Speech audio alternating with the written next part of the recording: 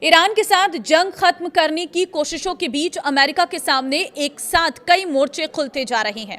एक तरफ straight of Hormuz में जहाजों की आवाजाही लगभग ठप है और ईरान इसे अपने नियंत्रण में रखने पर अड़ा है। ताजा हालात क्या है, इस रिपोर्ट में आपको दिखाते हैं। नमस्कार, मैं हूं आपके साथ ममता तिवारी और आप देख रहे हैं न्यूज 18 का डिजिटल प्लेटफॉर्म।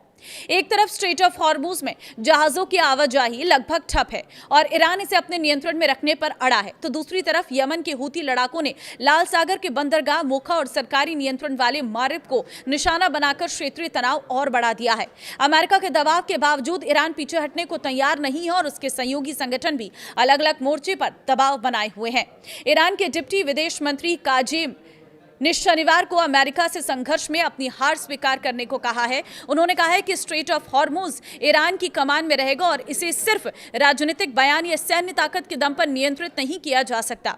रविवार को यह भी खबर आई है कि ओमान और ईरान में हॉर्मुज पर समझौता हो गया है। ईरान का रुख अमेरिका के लिए बड़ी चुनौती है। युद्ध से पहले रोजाना 130 से अधिक जहाज इस रास्ते से गुजरते थे, लेकिन शुक्रवार को केपलर के मुताबिक सिर्फ 2 जहाजों ने हॉर्मुज पार किया है। इसका सीधा असर तेल की कीमतों पर पड़ रहा है। ब्रेंट और WTI में इस हफ्ते करीब 6% और 5.4% की तेजी की संभावना बनी है। अमेरिका में पेट्रोल की औसत कीमत भी करीब $4.08 प्रति गैलन तक पहुंच गई है। ट्रंप ने तो यहां तक कह दिया है कि ईरान को हराने के बाद वो जल्दी स्ट्रेट ऑफ हॉर्मुज को अमेरिका का क्षेत्र घोषित करेंगे। हालांकि उन्होंने ये नहीं बताया कि ऐसा कैसे या कब किया जाएगा। ईरान के साथ तनाव के बीच उसके सहयोगी हूती लड़ाके भी सक्रिय हो गए हैं। यमन के अंतर्राष्ट्रीय स्तर पर मान्यता प्राप्त सरकार के मुताबिक हूतियों ने शुक्रवार को मोखा पोर्ट पर 6 बैलिस्टिक मिसाइलें दागी हैं।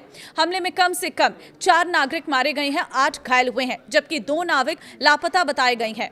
एक पोर्ट सिक्योरिटी गार्ड के मारे जाने की भी जानकारी दी गई है। तस्वीरें और वीडियो में मोखा में आग और धुआं दिखाई दिया है।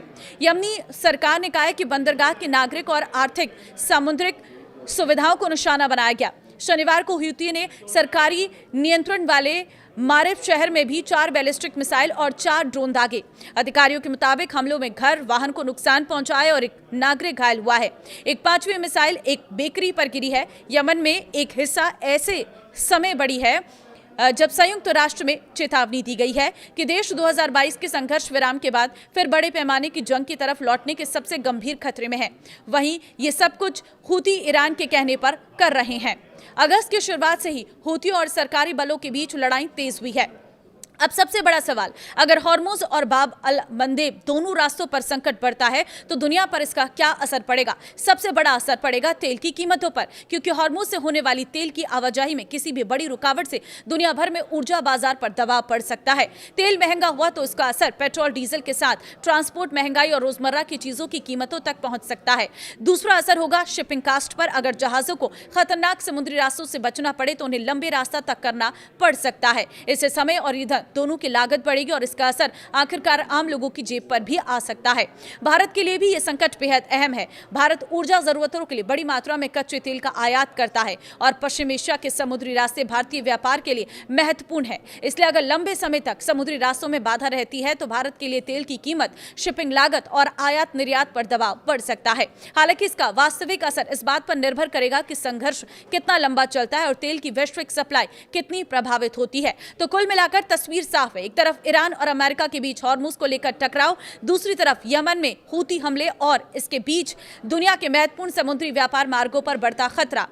मोचा में हमले और बाब अल मंदेब में जहाज पर हुए घातक हमले ने साफ कर दिया है कि संकट अब सिर्फ बयानबाजी तक सीमित नहीं है। अब पूरी दुनिया की नजर इस बात पर है कि क्या अमेरिका और ईरान बातचीत के जरिए तनाव कम कर पाएंगे या हॉर्मुज और लाल सागर का संकट और बड़ा रूप लेगा, क्योंकि अगर ये समुद्री रास्ते लंबे समय तक प्रभावित रहे तो इसकी कीमत सिर्फ युद्ध में शामिल देशों को नहीं बल्कि पूरी दुनिया को चुकानी पड़ सकती है। अब आपकी क्या राय है इसमें, मुझे कमेंट में जरूर बताएं। नमस्कार।